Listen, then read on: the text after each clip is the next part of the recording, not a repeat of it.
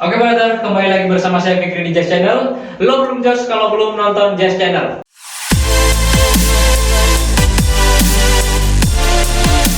Dalam video kali ini kita akan membahas langkah-langkah mengerjakan skripsi dengan mudah dan cepat.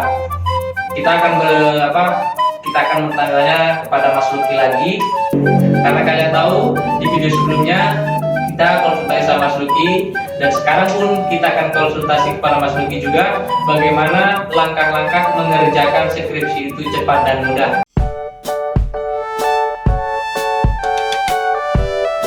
Ini kita mau membahas masalah langkah-langkah mengerjakan skripsi biar lebih mudah dan cepat. Bisa dijelasin dirinya seperti apa, caranya seperti apa, bisa dijelasin Mas Luki? Oh ya, jadi gini, untuk mengerjakan skripsi supaya cepat itu ada 7 langkah yang harus dipahami. Yang pertama kita akan membuat judul tuh. Nah, judul itu kalau bisa bahasanya memakai bahasa yang kekinian, terus memang isunya itu lagi ngehitsnya atau yang terbaharukan seperti itu bisa dilihat. Jadi kita harus membuka jurnal. Jadi di jurnal itu pasti ada yang namanya isu. Nah, isu itu yang harus kita pahami dan kita sesuaikan dengan jurusan atau tujuan penulisan kita itu pakai apa judulnya, temanya kemana. Nah itu. Nanti setelah itu selesai, baru kita melangkah ke yang namanya kan bab 1. Itu tahap kedua, bab 1. Bab 1 di sini kita ibaratkan seperti halaman rumah. Namanya saja di bab 1 itu kan ada yang namanya latar belakang. Iya. Ya kan? Latar itu kalau bahasa Jawa itu adalah halaman. Ya kan? Jadi latar belakangnya harus jelas. Halamannya harus jelas. Jadi gini, latar belakang itu pasti didahulukan oleh sebuah wacana. Yang kedua, setelah wacana selesai, baru kita observasi lapangan. Hasilnya bagaimana? Setelah itu kita mencari yang namanya data statistik atau problem masalah. Problem masalahnya itu berupa data boleh, berupa narasi, deskripsi boleh, ya kan? Setelah itu didukung dengan hasil penelitian terdahulu. Hasilnya itu gimana? Apakah ada kekurangan atau hasilnya negatif terhadap penelitian tersebut? Itu harus dicantumkan di yang namanya latar belakang. Kalau rumusan tujuan itu nanti akan mengikuti dari judul, arahnya mau kemana, tujuan rumusan masalahnya, tujuannya mau apa, hipotesisnya bagaimana. Nah, nanti di situ ada yang namanya kan definisi operasional dan definisi istilah. Kalau operasional ya sesuaikan operasionalmu dengan apa yang judul yang kamu buat. Kalau ya istilah itu ya hanya istilah saja, seperti Wikipedia itu kan istilah. Nah, seperti itu penjabaran secara deskripsi itu. Setelah itu di bab 2. Bab 2 itu kan kajian pustaka. Kajian pustaka di sini saya mengibaratkan seperti material. Jadi sudah ada bangunan, sudah ada halaman. Setelah ada halaman baru ada material. Ya kan? Ya. Nah, material di sini itu kan bahan-bahannya kita harus banyak cari di jurnal sebagai rujukan atau buku pun yang up to date, ya kan, sesuai dengan judul yang Anda angkat. Variabelnya apa ya, di situ disertakan jurnal sesuai dengan judulnya. Nah, di belakang itu ada yang namanya penulis yang sama atau penulisan yang relevan. Nah, penulisan relevan ini dari mana? Ya kembali lagi kita harus carinya dari jurnal, dari artikel. Jurnal pun jangan jurnal yang predator. Ingat, jurnal itu ada 2, ada yang predator sama tidak. Kalau bisa yang tidak, ya kan. Setelah itu di bab 2 itu ada yang namanya peta konsep berpikir atau pola berpikirnya dalam penulisan tersebut. Jadi itu bentuknya bisa deskripsi, bisa tabel, bisa deskripsi dengan tabel. Itu terserah. Setelah itu baru melangkah ke bab 3. Ya, di bab 3 pun namanya metode. Metode adalah kalau di bangunan kita membangun, materi halaman sudah ada, material sudah ada, berarti kan tinggal membangun. Nah, bab 3 itu adalah cara membangun, namanya saja metode. Metode itu apa? Cara kan. Nah, cara untuk membangun agar ini tuh bangunan itu sesuai, agar itu cepat. Nah, kembali lagi, kita inginnya bagaimana di bab 3? Rancangan penelitian yang pertama pasti itu yang harus kita lihat, ya kan? Setelah itu menelitinya dengan apa? Kan ada dua, ada kuantitatif, ada kualitatif, ya kan? Ada yang namanya mixed method, ya. Kalau yang di kuali pasti dia memakai kalimat deskriptif, itu hanya sampai bab 5 saja kan, karena dia mendeskripsikan. Kalau di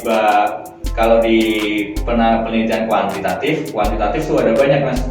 Ada yang jenis penelitiannya, ada yang uji PET, uji tetes, ada ANOVA, ANACOVA, MANOVA. Nah itu. Jadi ada banyak kalau kuanti itu. Nah, setelah itu kita melangkah ke yang namanya bab 4. Nah, bab 4 di sini, jadi bangunan sudah jadi, ya kan, bangunan rumah itu sudah jadi. Tinggal kita mengasih atapnya supaya hasilnya kelihatan bahwa itu rumah. Kan di bab 4 itu adalah hasil dari penelitian atau result di bab 4, tempatnya di situ. Jadi itu kita membaca dan mendeskripsikan hasil dari bab 3 tersebut. Nah gitu, supaya kelihatan bahwa itu rumah. Setelah itu baru kita melangkah ke yang namanya bab 5. Nah, bab 5 di sini adalah pembahasan kan. Nah, pembahasan di sini ini seperti kita finishing. Kalau di bangunan rumah itu kita membuat kayak cat seperti itu mas. Terus di bab 5 ini juga gitu. Jangan sampai Anda hanya mengambil di bab 2 sebagai bahan di bab 5. Ya, karena bab 5 ini dia kalau bisa ini kita cari rujukannya sendiri. Jadi kita mendeskripsikan dan kita mendukungnya dengan rujukan yang baru. Jangan sampai mengambil yang ada di bab 2. Kalau itu nanti mengambil di bab 2, dia tidak merujuk. Kan apalagi sekarang itu ada yang namanya plagiasi penulisan. Nah itu. Jadi cara menghindarinya seperti itu. Dan yang kedua adalah kita akan memperbanyak rujukan. Jadi rujukan kita semakin banyak, maka tulisan kita akan semakin bagus. Dan dosen pun akan senang jika kita maju bimbingan membawa bahan jurnal yang banyak. Itu dosen sangat suka sekali dengan hal itu. Karena kita belajar juga banyak, rujukan juga banyak. Karena apa? Tanpa dipungkiri, rujukan banyak melihatkan bahwa kita sudah membaca yang banyak. Ya, kalau bab 6 itu adalah kesimpulan, ya kan? Conclusionnya ada di situ. Nah, conclusion itu ini yang sering mahasiswa salah dalam pemahaman. Jadi yang namanya conclusion, kesimpulan itu dia itu kembali lagi ke yang namanya rumusan masalah. Kalau rumusan masalahnya 4, kesimpulannya harus 4. Kalau rumusan masalahnya ada 6, kesimpulannya harus 6. Jadi kenapa sih kesimpulan itu? Nggak bisa lebih itu dari. Nggak bisa. Kesimpulan itu adalah menjawab dari rumusan masalah. Jadi kenapa sih rumusan masalah itu kok di belakangnya ada tanda tanya? Ya kan? Bukan titik. Tujuan itu titik, hipotesis titik. Tapi rumusan masalah tanda tanya. Berarti kan itu kan hal yang harus dijawab. Nah, dijawabnya itu di bab 6. Di kesimpulan itu tadi. Dan tolong untuk saran disesuaikan dengan apa yang Anda lihat. Kalau memang itu jadi gini, tanpa meluas ya. Jadi instansi jangan dibawa kalau instansinya memang tidak masuk dalam penelitian. Kita misal meneliti siswa, ya kan? Objeknya populasinya siswa. Berarti yang kurang adalah di siswa atau di metode pembelajarannya. Jadi guru jangan sampai membawa yang namanya kepala sekolah ikut dibawa, wakaf ikut dibawa, nama sekolah juga di bawah, itu tidak boleh. Berarti hanya lingkupnya mahasiswa kalau kita apa? Yang kita teliti yaitu yang kita jadikan saran. Ya, misalkan murid ya murid. Ya, nah itu adalah 7 langkah agar skripsi Anda cepat selesai. Dan pesan saya hanya satu, kalau sudah skripsi, mental yang paling utama Untuk tes. untuk bimbingan. Iya, untuk tes bimbingan. Iya, untuk bimbingan, untuk konsultasi itu adalah mental. Mental, tapi jangan bawa mental saja. Kalau bawa mental saja itu ibarat orang perang dan bawa senjata. Persiapan dulu. Ya kita perang, kita bawa mental, tapi kita harus juga belajar. Jadi seperti orang itu kalau perang bawa senjata. Iya, ya. Jadi itulah langkah-langkah supaya mudah. Dan bagi yang mengerjakan skripsi untuk sekarang ini, budayakan schedule dikasih. Misal, bab 1 ini dalam 1 minggu saya harus selesai. Jangan sungkan-sungkan untuk minta bimbingan ke dosen. Ini sangat riskan biasanya. Jadi kalau bisa 1 minggu 1-2 kali lah, minimal kita bimbingan 1 minggu 2 kali. Ya. Dan kita harus target. 1 minggu ini 1 bab harus selesai. Kalau memang tidak, ya sudah 2 minggu harus selesai. Itu patokan. Nggak boleh. Jangan sampai hal ini tidak terjadwal. Karena nanti terledor, nanti ujung-ujungnya waktunya kuliah sudah habis semesterannya. Memakan waktu ya. Ya, akhirnya dia molor. Ya. Nah, setelah itu kalau kebingungan silakan tanya ke kakak tingkat Anda yang sudah selesai. Ini bisa tanya masalah konsep, bisa tanya masalah rujukannya, ya kan, referensinya kemana. Biasanya kakak tingkat itu saling membantu. Terus yang paling penting, kita di sini bukan untuk mencari muka dosen, enggak. Setidaknya dosen Anda kenal dengan nama Anda. Itu sangat penting. Karena apa? Kalau bimbingan itu jangan anggap dia sebagai dosen, tapi anggap dia sebagai orang tua terdekat kita. Jadi kita ada apa-apa ya kita cerita seadanya. Jadi jangan berlebihan seperti itulah Mas Luki ya. Iya. Jadi kadang mahasiswa itu takut dengan dosennya sendiri, dengan dosen pembimbingnya takut. Nah, rasa takut itu karena apa? Rasa takut itu kan yang membangun itu kan dirinya sendiri. Seorang mahasiswa itu, dosen ini saya takut menghadap, itu salah. Karena dosen itu adalah orang tua kita pada saat waktu di kampus. Karena untuk membimbing kita supaya kita cepat selesai. Benar. Itu.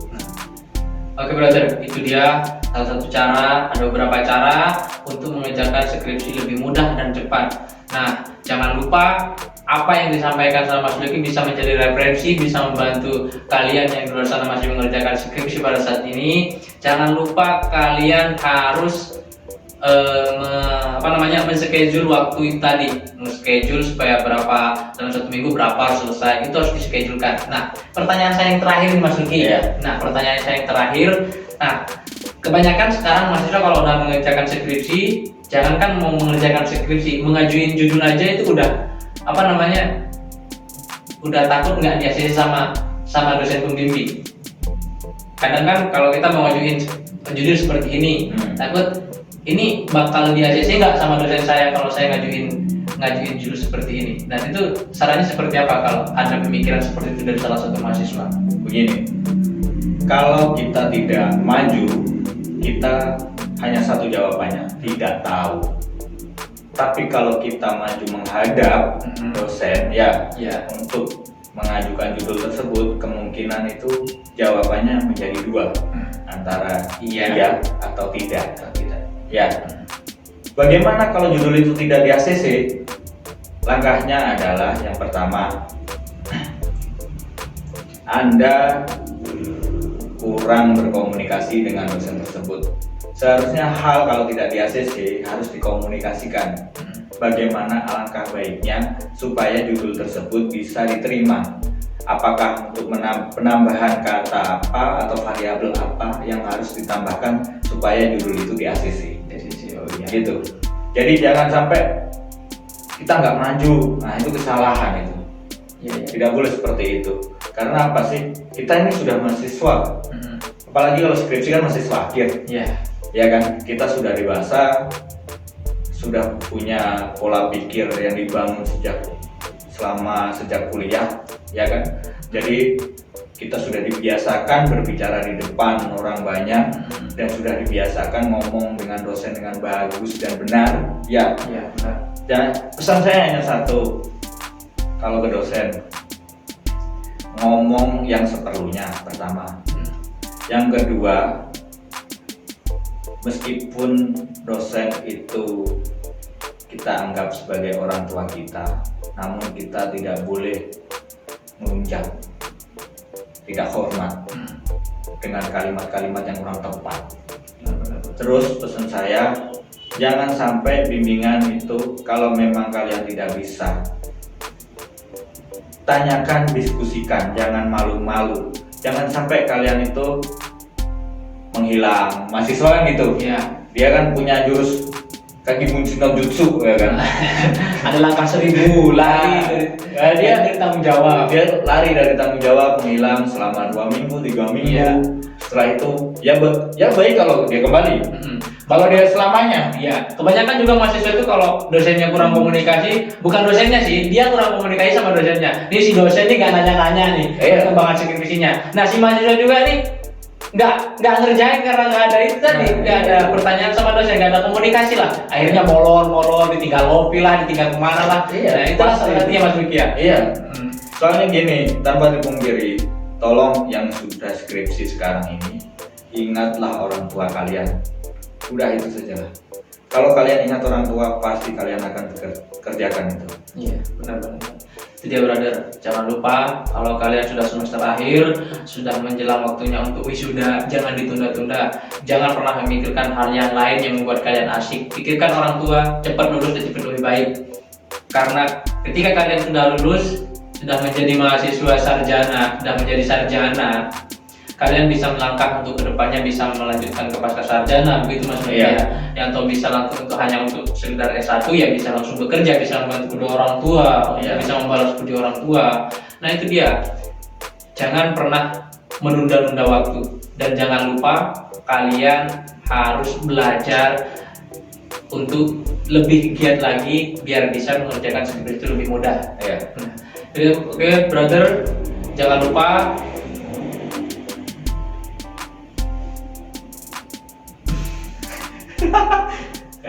nah, oke brother, itu dia video itu dia salah satu langkah-langkahnya yang perlu kalian pelajari. Nah, khususnya bagi mahasiswa yang ngerjain skripsi pada saat sekarang ini, jangan lupa ditonton video ini biar kalian ada panduan, biar kalian ada pengetahuan baik pun sedikit. Nah, kalaupun ada yang kurang dari video ini, dari penjelasan Mas Luki, bisa ditambahkan di kolom komentar. Jangan lupa like, komen, share, dan subscribe di bawah ini biar kita bisa membangun channel ini sama-sama, brother. Oke, terima kasih Mas Luki dengan waktunya. Alhamdulillah Mas Lukinya bisa memberikan pencerahan sedikit bagi mahasiswa-mahasiswa yang sudah mengerjakan skripsi. Nah, tidak teman-teman, saya akan mundurkan pamit diri. Assalamualaikum warahmatullahi wabarakatuh.